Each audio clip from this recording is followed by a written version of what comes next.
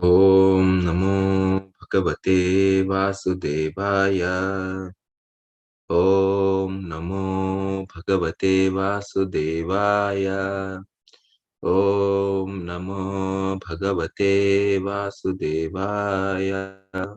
Narayanam Namaskrityam Naram Chaiva Narottamam Devim Saraswatim Vyasam Tato Jayam Udirayet Nashtaprayeshu Abhadreshu Nityam Bhagavata Sevaya Bhagavati Ruttama-shloke Bhaktir Bhavati Naishtikim Krishnaya Vasudevaya Devaki Nandanaya Cha Nanda Gopa Kumaraya Govindaya Namo Namaha.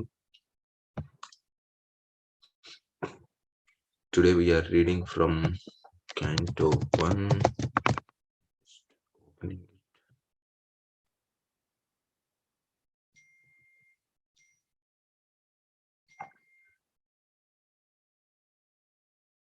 Canto 1, Chapter 19, the last two verses, 39 and 40.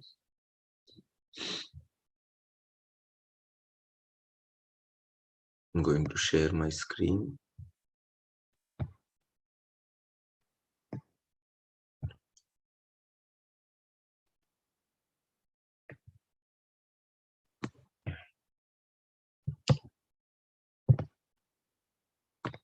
We'll read both the shlokas and then we can talk. These are the last two verses of the first canto, 39 and 40 of chapter 19, entitled The Appearance of Sukadeva Goswami. Text 39. Nyunam bhagavato brahman gruheshu gruhamedhinam nalakshate hyavasthanam api godo hanam kvachet.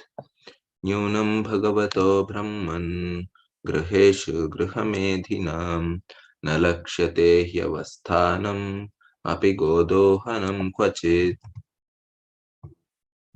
Translation and purport by His Divine Grace Srila Prabhupada. Srila Prabhupada ki jai. O powerful Brahmana, it is said that you hardly stay in the houses of men long enough to milk a cow. Purport. Saints and sages in the renounced order of life go to the houses of the householders at the time they milk the cows, early in the morning, and ask for some quantity of milk for subsistence. A pound of milk fresh from the milk bags of a cow is sufficient to feed an adult with all vitamin values, and therefore saints and sages live only on milk.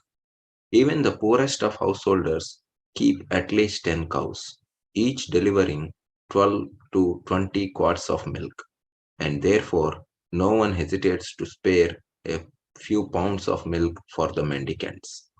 It is the duty of householders to maintain the saints and sages like the children.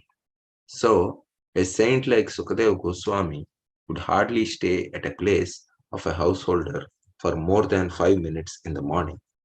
In other words, such saints are very rarely seen in the houses of householders. And Maharaj Parikshit therefore prayed to him to instruct him as soon as possible. The householders also should be intelligent enough to get some transcendental information from visiting sages. The householder should not foolishly ask a saint to deliver what is available in the market. That should be the reciprocal relationship between the saints and the householders. Text 40.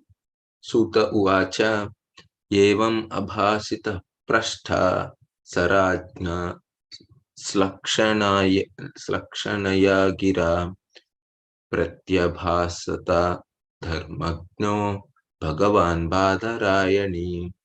Suta uvacha evam abhasita prashta sarajna slakshanaya gira pratyabhasata dharmagno bhagavan badarayani. Translation. Sri Suta Goswami said, The king thus spoke and questioned the sage using sweet language. Then the great and powerful personality, the son of Vyasadeva, who knew the principles of religion, began his reply. Om Jnanatimirandhasya Jnananjanashalaakaya Chakshurunmilitam Yena Tasmai Sri Gurave Namaha Shri Chaitanya Manobhishtam Sthapitam Yena Bhutale Swayam Rupa Kada Mahyam Dadati Swapadantikam Vandeham Shri Guru Shri Yuta Padakamalam Shri Guru Vaishnavamsya Shri Rupam Sagrajatam Sahagana Raghunathanvitam Tam Sajivam Sadvaitam Savadhutam Parijana Sahitam Krishna Chaitanya Devam Shri Radha Krishna Padan Sahagana Lalita Shri Vishakhanvitamscha Namo Vishnupadaya Krishna Presthaya Bhutale Srimate Bhaktivedanta Swamin iti namine Namaste Saraswate Deve Gauravani Pracharine Nirvishesha Shunyavadi Paschatya Deshatarine Namo Mahavadanyaya Krishna Prema Pradayate Krishnaya Krishna Chaitanya Namine Gauratvishe Namaha He Krishna Karuna Sindho Dinabandho Jagatpate Gopesha Gopika Kanta Radha Kanta Namostute Tapta Kanchana Gaurangi Radhe Vrindavaneshwari Rishabhanu Sute Devi Pranamami Haripriye Vanchakalpatarubhyascha Kripa Sindhubhya eva cha Patitanam Pavanebhyo Vaishnavebhyo Namo Namaha Jai Sri Krishna Chaitanya Prabhu Nityananda Sri Advaita Gadadhara Srivasadi Gaura Bhakta Vrinda Hare Krishna Krishna Krishna Hare Hare Hare Rama Rama Rama Hare Hare Mukam karoti vachalam pangum langhayate girim yatkrupatamaham vande Shri Guru Dinatarinam. Hare Krishna. I thank everyone for giving me this opportunity. I was actually trying to find out some material which I couldn't get. I'll try to get it in between. Anyways, so these are the last two shlokas of the entire first canto, which are concluding, saying, asking Shukdev Goswami to speak. Parikshit Maharaj came to the bank of Ganges. Now he is trying to seek the advice of so many sages.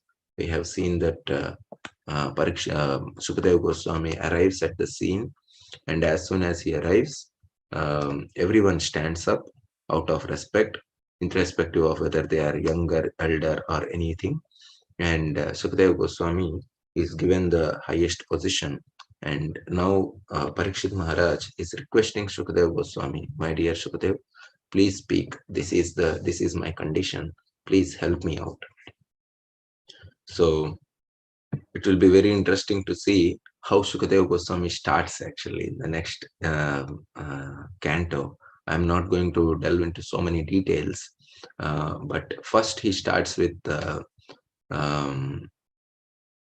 what is the difference between a grahastha and a grahamedi? That is the first thing he's going to start with. And there are, I think, 5 or 6 very inspiring shlokas, very powerful purports Prabhupada gives. In fact, I was sharing with one of the devotees recently that those first 5 or 6 shlokas from the second canto of first chapter of Srimad Bhagavatam gave me an impetus to think about what is renunciation in my early days of Krishna consciousness. What is the importance of renunciation? So Sukadev Goswami starts on a very high note. In fact, of course, it may not be very high for Parikshit Maharaj, but for an ordinary person, it's a very high note. He starts with so many differences between Grahastha and Grahamedi, because here also we see that Parikshit Maharaj is asking a pertinent question. So he's asking Nyunam Bhagavato Brahman Griheshu Grahamedina means, actually Prabhupada doesn't translate it that way. Prabhupada simply says, "O powerful Brahmana, it is said that you hardly stay in houses of men long enough to milk a cow." This is what he says.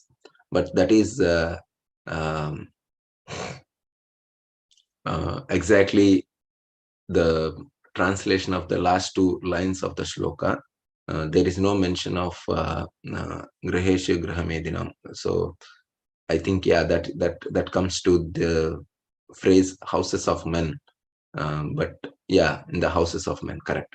So you are not exactly staying at one place. You just keep traveling everywhere. You don't even stay for as long as someone milks a cow.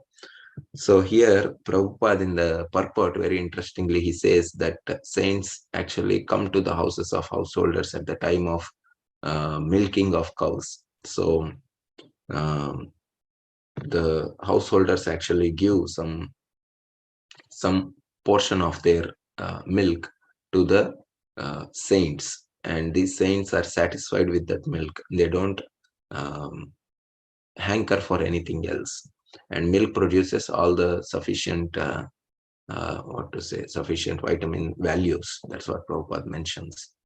This is very interesting. Now, in the modern times, there is the notion that saints or sages are burden on the society because they do not add any economic value, right? So those who are working hard in the industries, those who are working hard in the farms, fields, these are the people who are going to add value to the, especially the financial value to the society. And saints are traditionally considered as beggars. Many places we see that, especially in the modern times, it has become uh, very prominent to see, like, our brahmacharis are also many times criticized that you people are simply like parasites on the society. You are simply living on others' money. You don't work hard. So even Prabhupada was criticized. What do you do all day? And Prabhupada simply said, we work more than you. We work more than you on propagating this Krishna consciousness movement. He was challenging one reporter. There is that YouTube video also. He was saying that, you don't work so hard as I am working. At the age of 74, I am traveling all over the world. Why? Or they, because they don't understand the value of what the saints are doing. Hmm? It is like taking a $100 note in front of a donkey. Uh, Donkey simply thinks like, okay, this is just some other paper to chew. He doesn't understand that we can get so many things out of this $100. Similarly, a Grahamedi, or a person who is a family man without spiritual values, that is called a Grahamedi, actually, without spiritual values. Such a person cannot see value in investing time and energy to hear to the saintly people, because for him financial value is all in all. He doesn't have any spiritual goals, he doesn't have any spiritual values, he doesn't have any interest in them, and he considers such things to be very waste of time. Mm. Because as soon as they get up in the morning, just like crows or sparrows or any kind of birds, Prabhupada says that, when they are chirping in the morning, what are they asking for? They're asking for, where is my food? Where is my food? And then once their belly is full, they say, where is my mate? Where is my mate? And after that, where can I sleep? So eating, sleeping, mating, and defending. ESMD, that is the principle of animals as well as Brahmedis. There is no difference. And that's why Bhagavatam calls such people as um, two-legged animals, Dvipada Pashu. Bhagavatam is sometimes very, very hard, on such people. Many shlokas are there which speak about that. In fact, the first section of the next chapter, the second canto, first chapter, is all about this. I think first 5 or 6 shlokas before Sukadeva Goswami starts speaking on the impersonal aspect of the Supreme Lord. He speaks elaborately about this, and Prabhupada also gives very powerful purports to each and every shloka. So they are not interested. And sadhus, and these genuine sadhus and the Grahamedis, they both are living in two different worlds. Although they are in the same earth planet, they both have two different world views. For sadhus, there is no value in household life, because for them all that makes sense is spiritual values. But for those people who are poor householders, they are always called like that, those who have no spiritual interest, right? For them, all the value is in financial aspects. They only see financial value in everything. Unless there is some positive financial value, they are not ready to invest their time or money. Today, Kali Yuga is such a time where the Grahamedis have increased in a large number. Everyone simply looks for financial value in everything. So that has become second nature for everyone. And when sadhus are seen, they are seen as parasites on the society. Why? Because they don't contribute anything to the financial growth. Similarly, sadhus also see the same way, that there is no, of course, their vision is at least in line with Shastra, right? Because financial value is no value according to the Shastra. It may be required, like we see in the first canto. There is a very clear-cut definition of how should be dharma used and how should be kama used. In the very beginning, it comes dharma swanushtita opumsa visvakshena kadhasuya notpadayet yadiratim shramayevahi kevalam. It is said, one should perform their prescribed duties, understanding that the goal of life is to develop love of God. And in fact, if any of their activities are not helping them in achieving that goal, then that is simply shrama eva hi kevalam.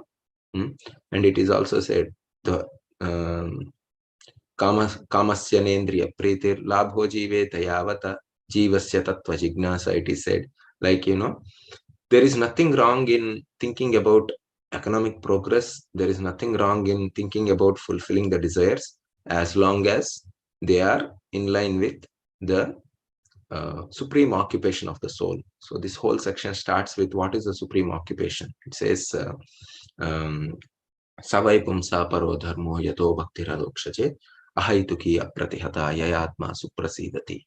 In fact, there is a book by Srila Prabhupada called Dharma, the Sword of Transcendence. That book actually speaks about this particular section. This is nothing but an extract from the first canto of Srimad Bhagavatam. Dharma, yeah, that is the name of the book. And these are like elaborated purports of shlokas from Srimad Bhagavatam. And that is a very beautiful book, one of my favorite books. I used to read that. I think I read that at least 4 or 5 times. And it gives a very complete understanding of how should a human being behave in this world while he is within the world. Like how should dharma, artha, kama, moksha be engaged, in the service of Lord. So everything, just like it says, if we just see the overview of the entire thing, it says that dharma, when we practice dharma, there is economic growth also, because we are trying to, like, here dharma actually means the uh, uh, what we call as a prescribed duties. So when we perform prescribed duties, there is economic growth, but then we don't perform prescribed duties for the sake of economic growth, right? We do it for the purpose of keeping this body and soul together. When there is economic growth, obviously there is a facility to fulfill one's desires. So dharma leads to artha and kama. So those two are acknowledged in Srimad Bhagavatam. But at the same time, one should not use that kamasya na indriya pritir. One should not use that kama just to satisfy their senses. Jivasya tattva jignasa, it is said. Because the human life is meant for achieving the goal of this life, that is to go beyond the animalistic propensities and try to think about transcendence, because the human life is considered to be like a door from the lower species to the higher consciousness, right? So this is like a junction. It's not a one-way road. It's like a junction. From here, we can either go up or go down. Both are possible. So that's why Bhagavatam gives us a warning in the very beginning. It says that you have a right to do your prescribed duties, but then your ultimate goal should be to parodharma. That is the parodharma. It is described as savai pumsa parodharma yato bhaktira dokshaje. That should be the goal of life.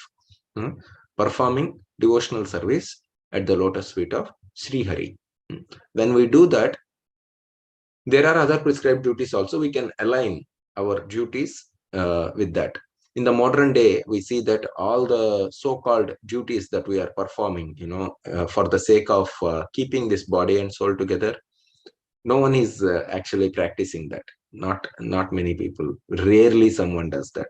Having a simple life, and like Prabhupada said, simple living and high thinking, that is almost nil in today's society, unfortunately. And of course, that is one of the features of Kali Yuga also. Prayasa is a characteristic of a donkey, because it works so hard unnecessarily. So that is what is prayasa. Prayasa is not recommended in the Shastra. Rupa Goswami also says in Nectar of Instruction that Atyahara Prayasasya Prajalpo Niyamagraha, these things actually take us away from bhakti. So one should not do prayasa, but unfortunately everyone is doing prayasa. So whoever is doing prayasa, Sukadeva Goswami starts with instructing them, not just instructing, he just takes them as an example and starts describing the entire thing. So in this particular two shlokas that we are reading, as I said, Prabhupada gives what should be a grihastha doing and what should be a sannyasi doing or a saint doing. So in fact, I was hearing long ago, there is in one of the talks, one devotee was giving a very beautiful example. The relationship between a grihastha and a sannyasi should be like that of a fish and water. So water is considered to be the sphere of material activities. If you take any water and stagnate it for some time, what will happen? There will be a lot of this growth inside. What do we call the fungus, or that green color trees start growing, right? And there will be, if it is stagnant, after some time it starts stinking also. We all have experience of that, stagnant water. But if you keep some fish inside that water, those fish can clean the water. Now the fish cannot stay outside water also, right? Fish has to stay inside water, and keeping the fish inside water gives survival for the fish, and also it keeps the water clean. So water is considered to be the material environment, and the fish is considered to be like the analogy tells that the fish is like saintly people. So both are interdependent on each other. Fish depends on the water for its sustenance. So similarly, saints and sages, although they may not need much, they should be given, they should be provided with their sustenance. Just like here, Prabhupada says in the purport that a householder gives some amount of milk, and that's why they come at the time of milking the cow. That's what Prabhupada says. Very interesting that fish depends on water, and water also depends on fish, for its purification, right? So similarly, a grihastha is supposed to support the saintly people. Although they may not add any economic value, they add spiritual value. And only when we understand that spiritual values are important for the society, spiritual values are the guiding principles for the society. It's not just the economic value that is the guiding principle, then it is possible to spare some part of their income in terms, as charity for the saintly people. Otherwise,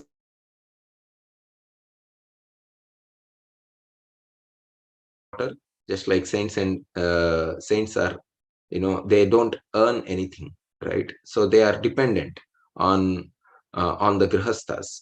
In fact, the four ashramas that we have, brahmachari, vanaprastha, brahmachari, grihastha, vanaprastha and sannyas, only grihastha is the person who deals with money. No one else deals with money, right? They generally, vanaprasthas to very little extent, brahmacharis not at all, and sannyasis not at all. They don't deal with money.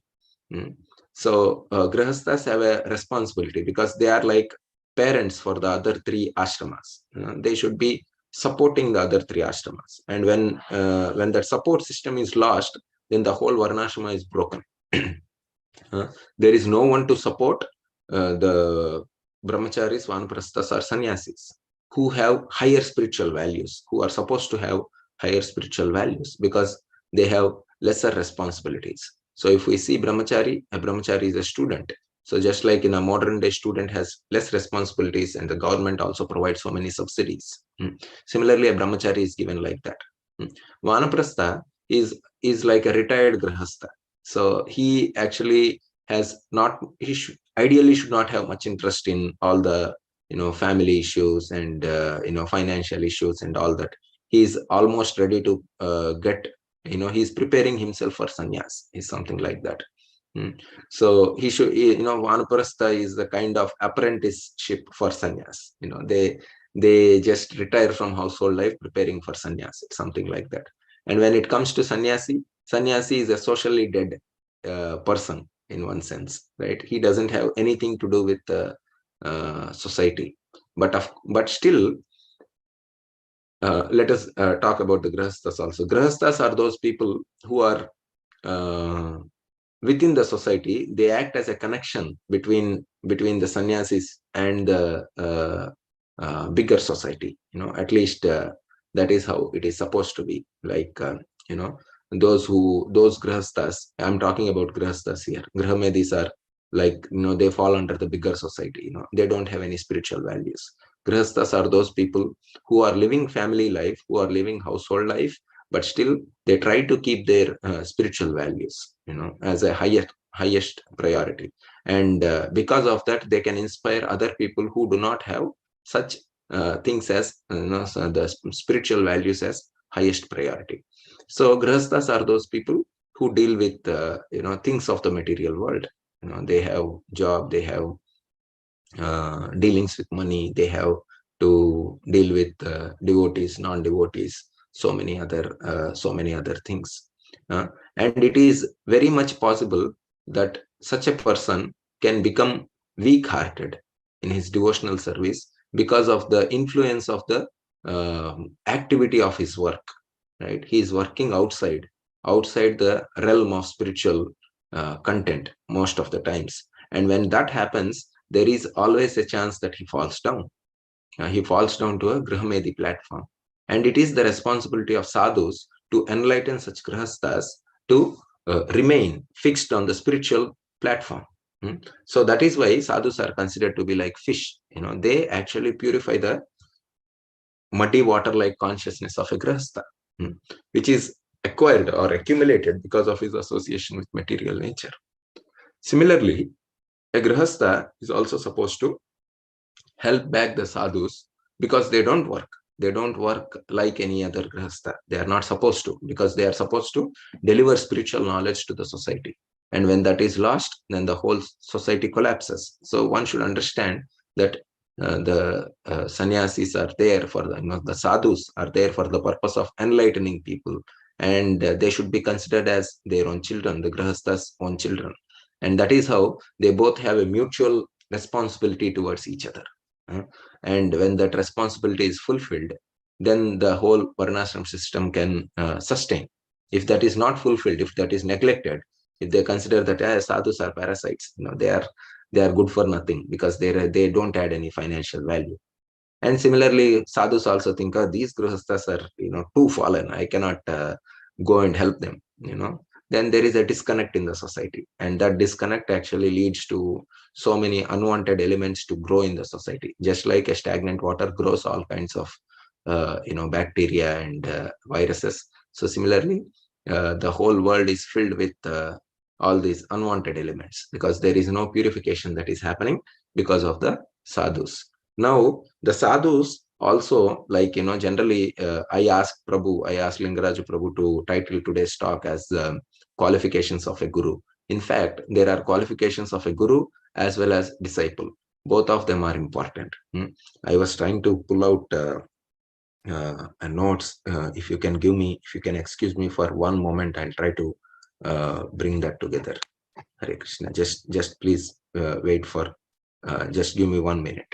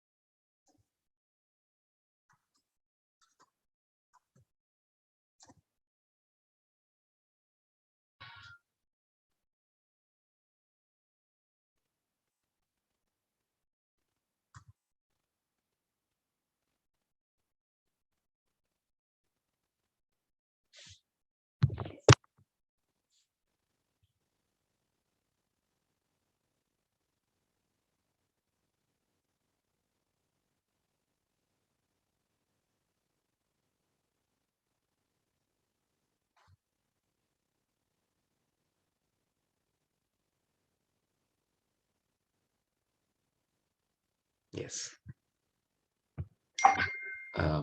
I found the notes, but that is not in the same laptop to share. But I can give some of the points from here. So there are certain things a guru is supposed to, certain qualifications that a guru is supposed to have, and we see that all those qualifications are there in Shukadeva Goswami and much more. In fact, first of all, the guru must have heard the absolute truth from his guru in a disciplic succession. That is the first qualification, and we see that Shukadeva Goswami fulfills that qualification. Like he heard from his father Vyasadeva, who is a literary incarnation of the Supreme Personality of Godhead. It is not that anybody can be accepted as a guru. Here we see Parikshit Maharaj accepting Shukadeva Goswami as his guru is a very big step towards spiritual progress. Parikshit Maharaj himself is a very exalted soul, but if we see in general, not everyone is as exalted as Parikshit Maharaj. Being a Grihastha and being in such an exalted position is very rare. And that's why if you see in Kali Yuga, because people do not know what is the qualification of a guru, they accept anybody and everybody as guru. Whoever wears a saffron robe is accepted as a guru many times, and that's how they get cheated. 90% of people get cheated because they don't see whether this person is coming in the disciplic succession. There is one very famous speaker of Srimad Bhagavad Gita, and his talks are very famous in South India. And one day, one of our disciples was, our ISKCON devotees was attending this talk, and at the end of the talk, this devotee had a question. The question was, my dear sir, you are speaking so wonderfully. Can you please tell me where did you learn this knowledge from? This is so nice. I also would like to learn that. So immediately that so-called big speaker, he said, like, no one taught me. This is all my own realization. So immediately this ISKCON devotee left the place because he understood that, unless it comes from the disciplic succession, this is simply mental concoction. Anybody can do some word jugglery and attract the crowd. It's something like this. I have we all connect to the power socket, right? And imagine if that power socket is not connected to the main line. Do you still get the electric potency from there? It's impossible. We don't get it, right? Similarly, if the electric connection of the entire house is not connected to the main line, then we don't get any electricity. We cannot use it for any purpose. They are there. The power sockets are there. The plugs are there. Everything is there. But still, they don't act in the way they are supposed to act, right? So similarly, just by looking at the saffron robes or just by looking at the charisma of a person, one should not consider such a person as a guru. The first qualification is that he must have heard about the supreme absolute truth in the disciplic succession. That is very important. And the second is not just hearing from the in the disciplic succession. The guru must have realized the conclusions of the scriptures by deliberation. That is very important. He must have understood the conclusions of the scriptures, and these conclusions should be same as what his guru is expecting, or what his guru is proposing, right? Like Prabhupada says this example. Just like after hearing Bhagavad Gita, Arjuna came to a conclusion that Karishye Vachanam Tava. He told to Krishna that, my dear Lord, now whatever you tell, I will accept. Prabhupada says that after reading Bhagavad Gita, if we also come to the same conclusion, then it is accepted as a disciplic succession, right? Otherwise, we are cooking our own stories, actually. So Arjuna came to this conclusion that I will do whatever you tell me, Krishna. So similarly, if we can come to the same conclusion, then we are in the disciplic succession. The third is, the guru should know the essence of the scriptures, not just be a Sanskrit scholar. So in the 15:15 of Bhagavad Gita, it is said, Veda ischa sarvam ahameva vedyo vedanta kritveda videva chaham. So the essence of Vedas is to know Krishna. And even though one is a Sanskrit scholar, but he doesn't know the essence of the Vedas, or he is giving wrong conclusions than what is said in Bhagavad Gita, then that is not actually very much appreciated, right? So Krishna himself is perfectly personally saying that, I am the essence of all the knowledge, all that is to be known. So if one doesn't comes to that conclusion after reading the scripture, then it is not possible to accept him as a guru. So we can connect all these things to the characteristics of Sukadeva Goswami. He actually understood the truth. He actually comes in a disciplic succession. He's not just a Sanskrit scholar, although it's not that, Sanskrit scholars are,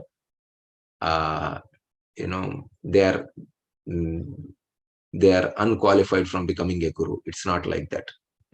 They are actually, a person can be a Sanskrit scholar. There is nothing wrong.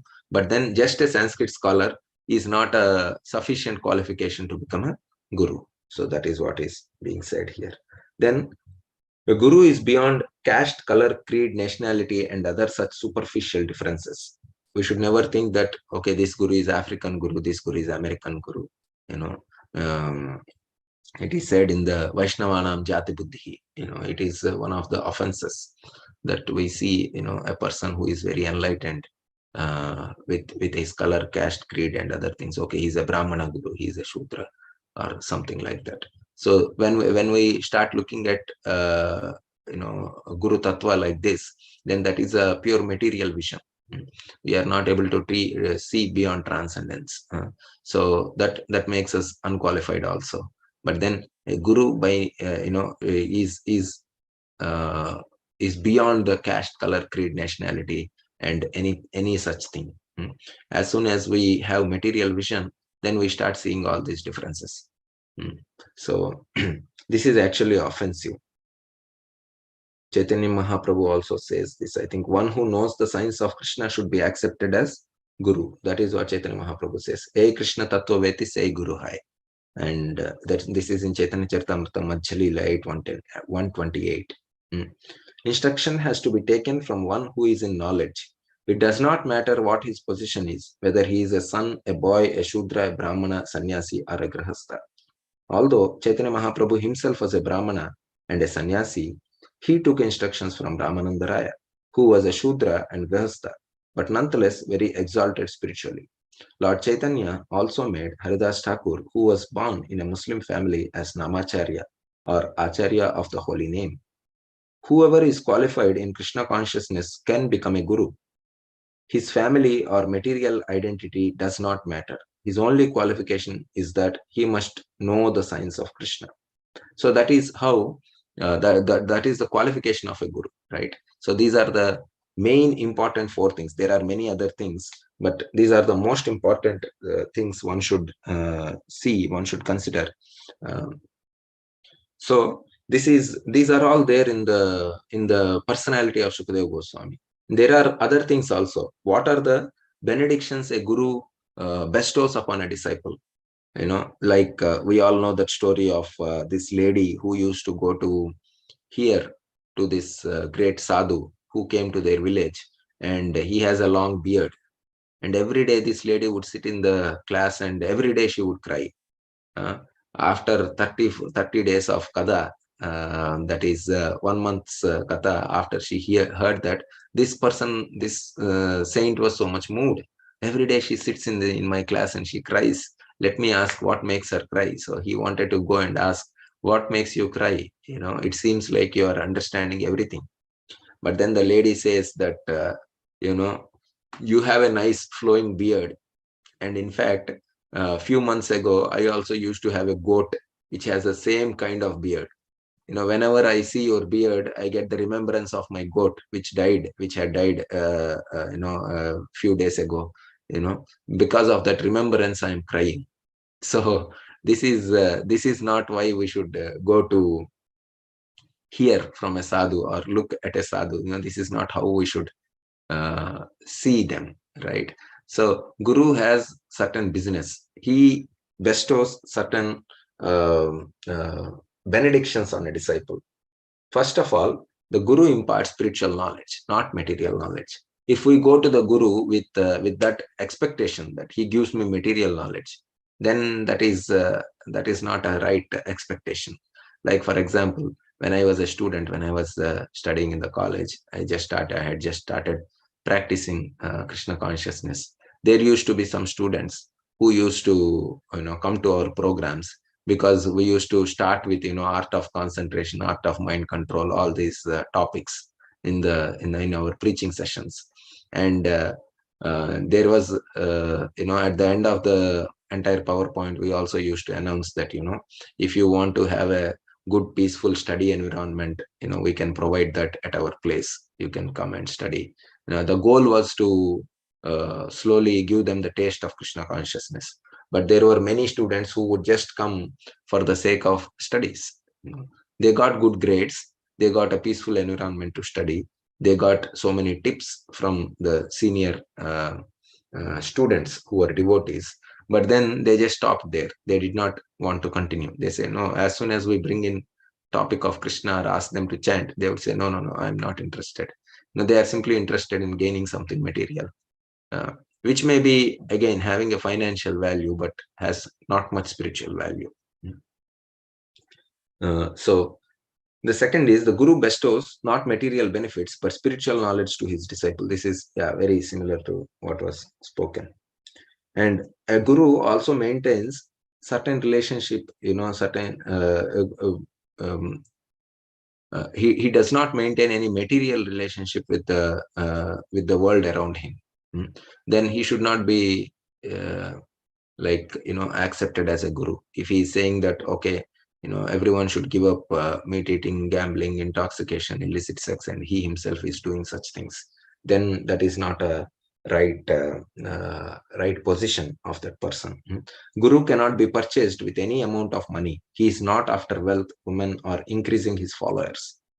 One should not treat guru like a dog. Sometimes wealthy people invite their guru to their home once a year to just show their relatives that I am also very pious. One should not just keep a photo of the guru on the wall of the house and not take instructions from him.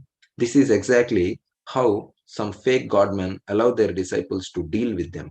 But a real guru is meant to give instructions and deliver us from the ocean of material existence. Once a wealthy man who would give regular donations to Bhaktisiddhanta Saraswati was attending his discourse. But instead of hearing attentively, he started talking with the person sitting next to him. At once, Bhaktisiddhanta Saraswati rebuked him. Do you think you have purchased me with your donation, that you can do whatever you like during the discourse? So this is what Bhaktisiddhanta Saraswati said. Guru is not supposed to be purchased by money. A disciple should not think like that. Okay, I paid a great large amount of donation, that means I can do whatever I like to do. And if a guru is obliged to such a disciple, then he is not a guru also. A guru should not have any material desires out of this. Wealth, women, followers, nadhanam najanam na sundari is a very basic principle, right? And guru should have a sense control also. Like, for example, we see Haridas Thakur. He was totally self-controlled, right? Even when there was a lot of agitation, in the form of a prostitute who was waiting to enjoy with him throughout the night, and not one night, so many nights. He was so much self-controlled, and a guru should have that qualification. A guru should be decorated with all saintly qualities, like Prahlad Maharaj says, and the Srimad Bhagavatam also explains 3:25-21. The symptoms of a sadhu are that he is tolerant, he is merciful, friendly to all living entities. He has no enemies, he is peaceful, he abides by the scriptures, and all his characteristics are sublime. So, Titikshava Karunika, Suhrudam Sarvadehinam, Ajata Shatruvashanta, Sadavas Sadabhushanam. These are the qualifications. These are the ornaments of a sadhu. And also, a guru should preach by his own example. It's not that he speaks something in the sky and nobody can be able to follow that. The word acharya means one who teaches by personal example.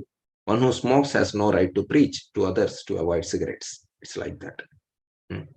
So once when Srila Prabhupada met the Beatles in London, George Harrison asked him, among the many preachers of Bhagavad Gita, who is bona fide? Srila Prabhupada replied, Bhagavad Gita is the word of Krishna.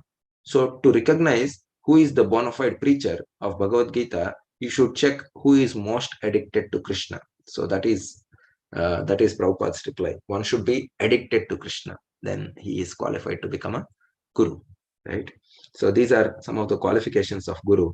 Maybe sometime later we can also discuss what are the qualifications of a disciple. They are also listed, but it's already 8:21.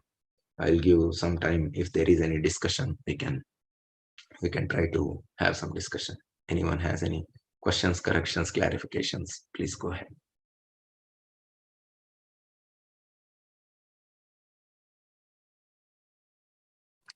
Hare Krishna, Prabhuji. Please accept my humble thanks. All glories to Guru Maharaj and Srila Prabhupada. Prabhuji, very wonderful, talk. You not only summarized, but you also gave an overview of the next canto, and your topic of Guru, and what the qualifications of Guru was also so nice to take. You basically digested everything and gave it in a smoothie format, so we just drink it and we get everything. Yeah. One story that you said about how that woman went to hear the saptaha, and she was looking at the guru's beard instead of understanding the topic. I was just contrasting that with the Gokarna story where Dundubi is now in a ghost format, and he doesn't even have a stable body, being blown away by the wind. But he listens with such intent that even Gokarna and the villagers don't get liberated, but he gets liberated. So I was just contrasting that. If you could speak a few words about that. Yeah. Yes, Prabhu. It's a nice contrast actually. In both these cases, the difference was only of the intent of the hearer. Right? In Gokarna's story, Gokarna and Dundukari, the person was hearing with a great attention, although he did not have a physical body. He still paid a lot of attention, and that's what elevated that person. Whereas in the story of this lady, her intention was somewhere else. Her intention was in the thoughts of the goat's beard, right? So it's very important for us to, in fact, in the next section, even in this canto also, I think in the same chapter, 19th chapter, there was this verse which speaks about how should we hear. I don't immediately get that verse. It says about, gives an analogy of how the autumn rains will purify all the muddy ponds, right? So in that verse, it is said like our hearing, the Krishna Katha has a potency to purify our heart, but then it is only possible to get the maximum benefit out of it only when we have the right intention to hear. If we do not have the right intention, if we do not have the right attention, because attention comes from intention, right? If the intent itself is not proper, then there is no attention on the message, because again we start looking at the message from a material viewpoint. Material viewpoint always has dualities. What is there in it for me? If there is nothing, then I will simply leave it aside. Or we keep our false ego in the picture. Like false ego means, a very nice definition of false ego is what I think I am. uh, that is what is false ego. uh, I start looking at a person as okay, he's American, let us say. That is because first of all I identify myself as an Indian or someone else, right? Or I say, okay, he's a black. Why? Because I identify myself as some other color. Hmm. So those identifications outside are coming because of identifying myself as something else. Just like, I go and meet someone who is uneducated. I say, okay, he's uneducated because I think I'm a PhD. But unfortunately, these are all material designations. And as long as we keep material designations in the picture, then there is duality. These are called upadhis, and upadhis bring duality. And unless one understands, just like Rahugana had the same problem. King Rahugana had the upadhis in mind when he saw Jadabharata. Uh, he was influenced by the upadhis. I am a king, he's a servant, like that. As soon as those upadhis are gone, immediately king was able to surrender to Jadabharata and get the knowledge. Right. Similarly, when we are with these upadhis, like in the example of this lady, the goat, she has a particular upadhi. uh, and that upadhi, mixture of upadhis in fact. And that is why she was not able to pay attention to the spiritual subject matter. And of course, it's not that these upadhis will go very easily, but we should do some, she could have uh, paid some intent to hear, right? That is possible. So intent is in our hands. That is our willpower, our desire to hear. And that was there for Tundukari, and that's why he got liberated. And if we have that intent, maybe it's not 100% there, but still, if we can actually try to pay some attention, even though we are not able to pay 100%, even that will benefit us. If we simply think about something else wantedly, so we are not interested in spiritual values, then obviously that is not going to purify us.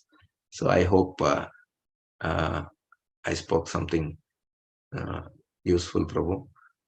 If you have any Yeah, Prabhu. questions. So wonderful. Thank you so Thank you, much. Prabhuji. Thank you very much. Hare Krishna.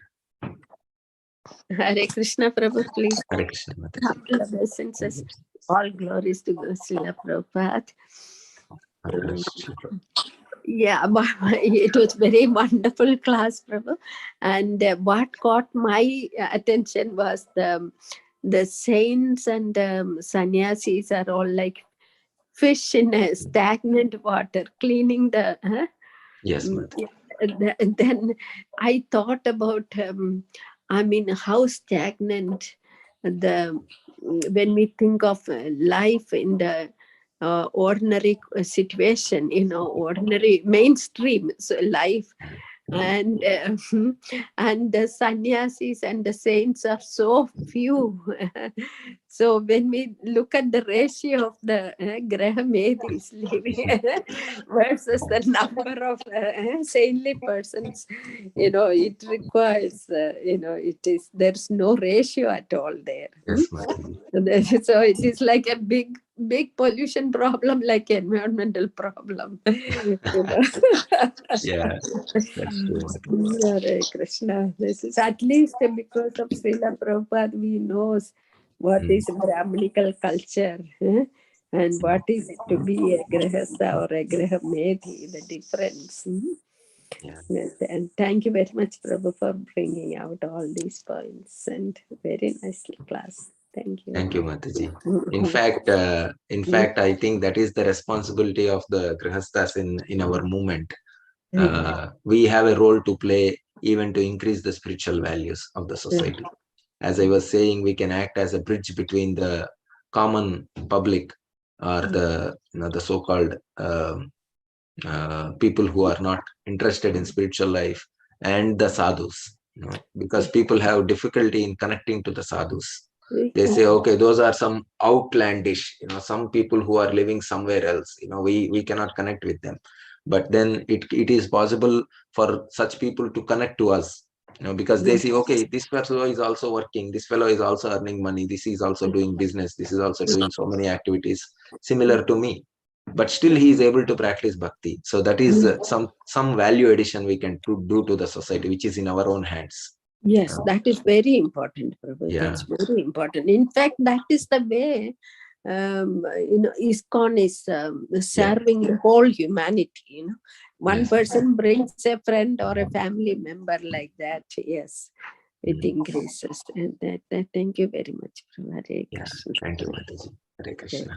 Krishna. Any other questions or comments? Prabhu, Pandran Gopal Prabhu posted a message in the Oh. question and chat. I'm looking at it. Yeah. Okay. So very ideal guru qualities. Never find one in this Kali Yuga. We just need to compromise and accept someone who is trying or close to one of these ideal qualities. And we will be cheated by these gurus also, as they are not perfect and have their own agendas.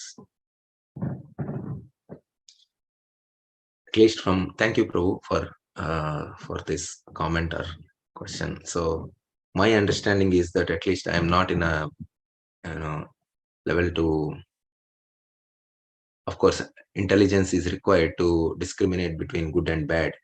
But then, in one of the lectures which I heard about fall down of one of our sannyasis.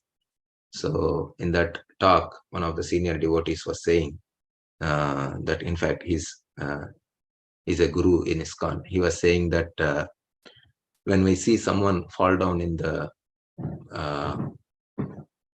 in our movement, especially those who are in big positions like a guru or a sadhu or a sannyasi who falls down from his position, he was saying that we should see like they are falling down from 95% to 90% of their practice. And maybe they live with that 90%, but still that 90% itself is a very great progress. Whereas when we start criticizing or when we start trying to point out to them, it may not be, at least I look at it like, this may be required for discrimination, but that is not my, in one sense, I'm not kind of qualified to point fingers, I would say, because I am already at 1 or 2% of my progress. I am not there yet. So if I do look at their fall down, then my mind may pull me or drag me to negative percentage of Krishna consciousness. So yes, it is difficult to find. I agree that it is very difficult to find people with very ideal all the qualities that we have discussed, but we can definitely find those people who are struggling to be there, who are struggling to develop these qualities. I think that itself is a very great sign of their progress. So such people can be accepted as our spiritual mentors, guides. And Prabhupada also was saying in one of his, I think, morning walks, if I'm not wrong, or maybe an interview, he was saying that, don't be bewildered by who is leaving this moment. Just see how many people are staying back. They are, because Kali Yuga mindset is like that. There is always a chance of slipping and falling down. For anyone, it may be for us, for sannyasis, for anyone, because the environment is like that, the facility is like that, everything is like that. So one should not be if someone is just what do we call, endeavoring sincerely to have all these qualifications, that itself is a great qualification. And if a person doesn't have an intention to cultivate these great qualities, but just wants to pose as a guru, then that's a different story. He will be exposed soon, if not now, in some time, surely. Right? I don't know, Prabhu, exactly if I addressed your question, but hope I spoke something from my little bit of realization, Prabhu. Thank you, Prabhu. No, that's not a question, that's a comment. Thank you. Yeah. Thank you, Prabhu. Thank you very much. Hare Krishna. Okay, I think it is 8:35, so I think maybe we can stop here. Thank you very much for all your kind participation and your comments. We'll meet with another Bhagavatam class tomorrow. Grandhara Srimad Bhagavatam ki jai, Srila Prabhupada ki jai, Ananta Koti Vaishnava Vrinda ki jai, Pancha Kalpatarubhyasya Kripa Sindhubhyev cha, Patitanam Pavanebhyo Vaishnavebhyo Namo, Ananta Koti Vaishnava Vrinda ki jai.